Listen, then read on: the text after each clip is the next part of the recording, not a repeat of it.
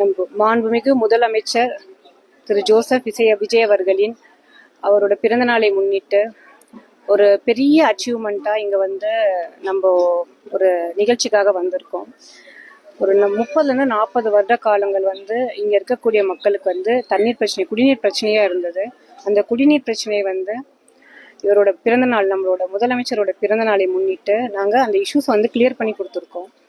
இங்க எங்களோட நிர்வாகிகளோட துணையோட இந்த விஷயங்கள் செஞ்சதுல வந்து ரொம்ப பெரும் மகிழ்ச்சியா இருக்கு.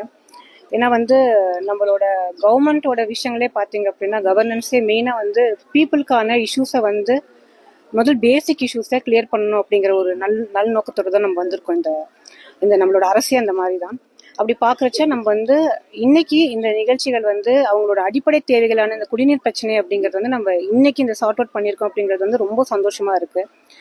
இது இன்னைக்கு மட்டும் இல்லாமல் நம்ம எப்பவுமே இந்த ஒரு நல்லாட்சி வந்து தொடரணும் அப்படிங்கிற இந்த ஆசையில தான் நான் ஒரு சட்டமன்ற உறுப்பினரா இந்த இடத்துல எங்களோட தமிழக வெற்றிக் கழகம் சார்பால எங்களோட நிர்வாகிகளை வச்சு ஒவ்வொரு வேலையும் ரொம்ப சீரும் சிறப்புமா பண்ணிட்டு இருக்கோம். இது எங்களோட தொகுதிகள்ல இப்போ நம்ம செய்யக்கூடிய இந்த வேலைகள் அப்படின்னு வந்து மக்களுக்கு வந்து ரொம்ப ஒரு சந்தோஷமான ஒரு தருணத்துல மக்களும் இருக்காங்க. அதை பார்த்து அவங்களோட அடிப்படையை நம்ம வந்து பூர்த்தி செஞ்சிருக்கோம். வெறும் இந்த 38 நாள் அப்படிங்கும்போது 30 வருட காலத்தை வந்து பிரச்சனைகள் வந்து ஒரு 30 நாள் நாங்கள் தீர்த்திருக்கோம் அப்படிங்கிறது வந்து ரொம்ப சந்தோஷமா ஃபீல் பண்றோம். முன்னாடி பாத்தீங்கன்னா சாதாரண ஒரு பிரதிநிதியா இருந்துட்டு இப்போ வந்து ஒரு மக்கள் பிரதிநிதியா இருந்துட்டு சாதாரண பிரதிநிதியா இருக்கும்போது பிரச்சனைகள்ல நம்மளால வந்து ஒரு 5ல இருந்து ஒரு 10 பேர்த்துக்கு நம்மளால என்ன உதவிகள் செய்ய முடியுமோ அதை கண்டிப்பா செஞ்சுட்டு இருந்தோம். இதுவே மக்கள் பிரதிநிதியா இப்ப மாறும்போது அந்த மெயின் பாத்தீங்கன்னா பொறுப்புகள், அந்த பொறுப்புணர்வு ஜாஸ்தி வந்துருச்சு. ஏன்னா மக்கள் பிரதிநிதின்னு சொல்லும் போது வந்து அந்த பவரை விட அந்த ரெஸ்பான்சிபிலிட்டி வந்து நமக்கு ஜாஸ்தி ஆயிருக்கு.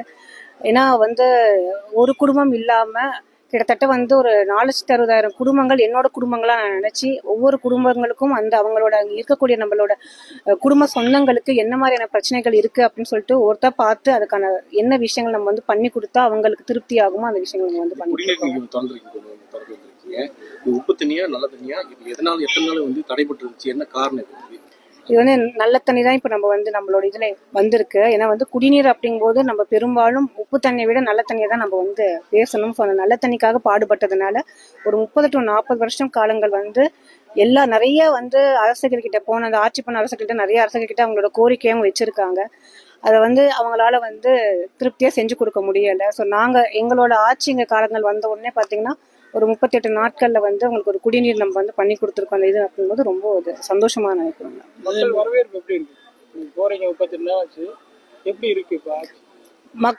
மக்களோட எக்ஸ்பெக்டேஷன் ரொம்ப ஜாஸ்தி இருக்குங்க. ஏன்னா வந்து நாங்கள் வந்து கேம்பெயினுக்கு போகும்போதே மக்கள்கிட்ட வந்து அவங்களோட பிரச்சனைகள் என்னன்னு சொல்லி எல்லாம் தெரிஞ்சதுக்கு அப்புறம் தான் வந்து ஆட்சிக்கே வந்திருக்கோம்.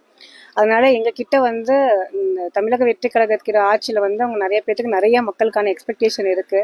அந்த மக்கள்கிட்ட ஒரே விஷயம் சொல்லிக்கிறது என்ன அப்படின்னு பார்த்தீங்கன்னா, எங்களுக்கு அந்த சின்ன ஒரு கால அவகாசம் கொடுத்தீங்க அப்படின்னா ஒவ்வொருத்தருக்கும் என்ன மாதிரியான பிரச்சனைகள்னு சொல்லிட்டு எங்களால் பார்த்து அவங்களுக்கான நல்ல விஷயங்களை நம்ம நல்லாட்சியில் கண்டிப்பாக கொடுக்க முடியும். இளைஞர்கள் வந்து அதிகமாக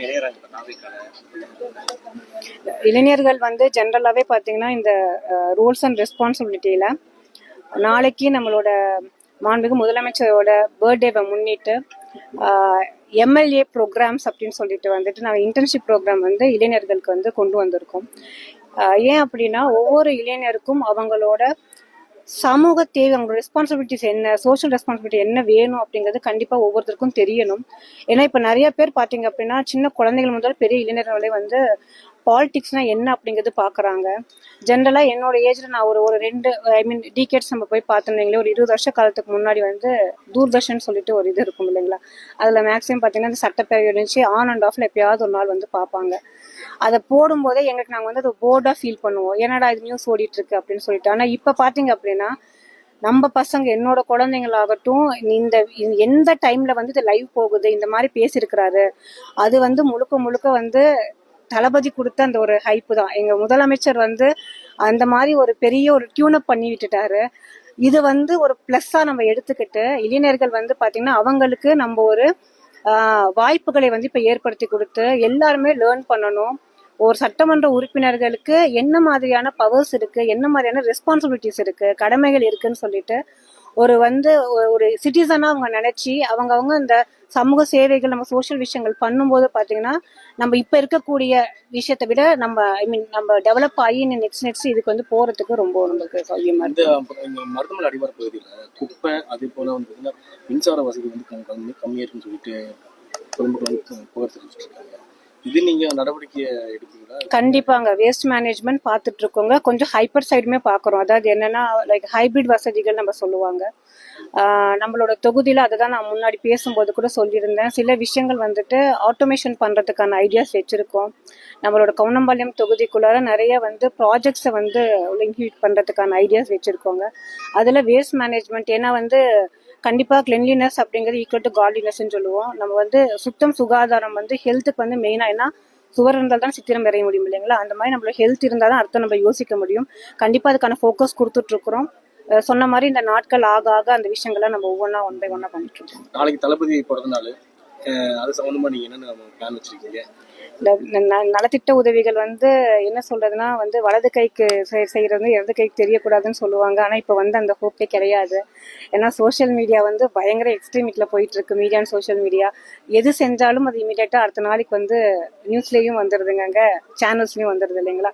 அதனால நலத்திட்ட உதவிகள் வந்து பாத்தீங்கன்னா மெயினா வந்து ஃபர்ஸ்ட் ப்ரியாரிட்டி இந்த அடிப்படை தேவைகள். அதுக்கு என்ன மாதிரியான நம்ம சைட்லேருந்து இருக்கக்கூடிய ஸ்பான்சர்ஸ் ஆகட்டும், ஃபிசிக்கலாக என்ன விஷயங்கள் வந்து டெடிக்கேட்டடாக செய்ய முடியுமோ அதுவும் பண்ணிட்டு, ஃபினான்ஷியல் நீட்ஸும் சில பேர்த்துக்கு தேவைகள் இருக்குது, அந்த இதுவும் பண்ணிட்டு இருக்கோங்க. ஸோ நலத்திட்ட உதவிகளாக வந்து ஒரு 1000 உதவிகள் பண்ணுறோன்னு வைங்களேன். தேங்க்யூ.